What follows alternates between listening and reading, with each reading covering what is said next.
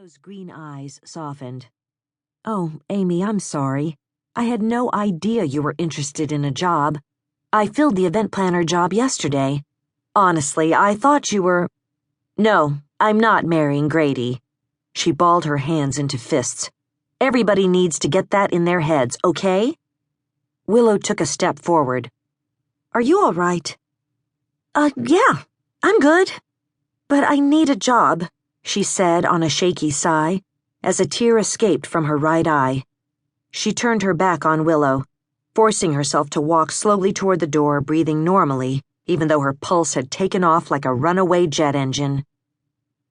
"I have another job opening if you're interested. It's seasonal, and it only pays minimum wage," Willow said to her back. Amy stopped. Did she want a minimum wage job? No. But what other choice did she have? In the Let's Face Reality department, she had no skills and no real experience, and with a resume like that, she should probably expect to start at the absolute bottom. She turned. "I'll take it," she said. Willow cocked her head. "Don't you even want to know what the job is?" "Whatever it is, I'll do it."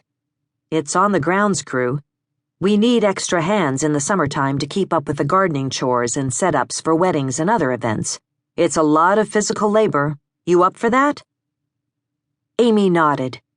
Physical labor didn't sound like much fun, especially since it had been months since she'd visited the gym. But on the other hand, becoming a laborer was exactly the kind of thing that would annoy the crap out of Daddy. And that thought warmed her through and through.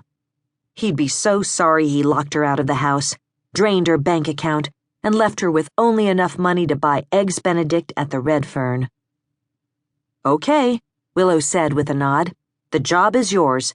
You'll be reporting to the Eagle Hill Facilities Director, Dusty McNeil." Dusty loved his little office with the big picture window and the view of the Blue Ridge Mountains. It occupied space in the new outbuilding everyone called the barn, because it had replaced the old one that had been there for a century. This building was much more than a barn, however. It served as the state-of-the-art headquarters for Eagle Hill Manor's facility management team. It had internet, a workshop, garage space for a fleet of golf carts and utility vehicles, and storage for all manner of folding chairs, tables, trellises, tents, columns, pedestals, and fountains. It also had a kennel for Sven, Natalie Lyndon's gigantic labradoodle, a doggy obedience school dropout 3 times over. Right now, the dog was being a good boy, sitting at Dusty's feet while Dusty enjoyed his second cup of coffee. In Dusty's opinion, Sven needed a firmer hand and a little more attention, something 10-year-old Natalie didn't quite get and her busy parents had no time for. That was Dusty's fault in some ways, because he'd been the one to give the dog to Natalie in the first place, the Christmas before last. He gave Sven's head a little scratch as he reviewed the upcoming schedule for the day. The Chapman-Cuddy wedding would be taking place at 1 o'clock in the Laurel Chapel, with a small reception under a tent on the terrace to follow. The Gannis-McQuaid 200-guest wedding reception was scheduled to begin at 6 o'clock in the carriage house. Dusty was jotting down notes for the day's activities when Sven suddenly sprang to his feet and started barking. "Hush," he directed, just as Willow knocked on the doorframe of his always-open office door. "Got a minute?" she asked, as Sven jumped up on her, earning him a scolding. "Why is he here?" she asked.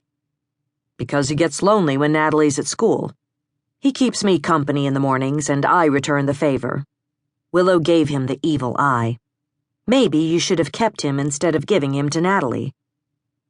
Yeah, maybe he should have, but he didn't have room for Sven in his tiny house or his single life.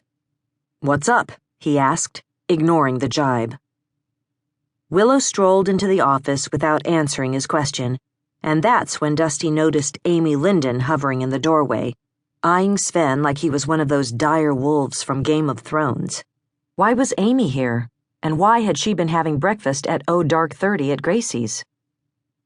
She looked like a wind-blown juvenile delinquent in those ragged jeans and that biker girl jacket. Of course, that only proved that he knew nothing about fashion. If Amy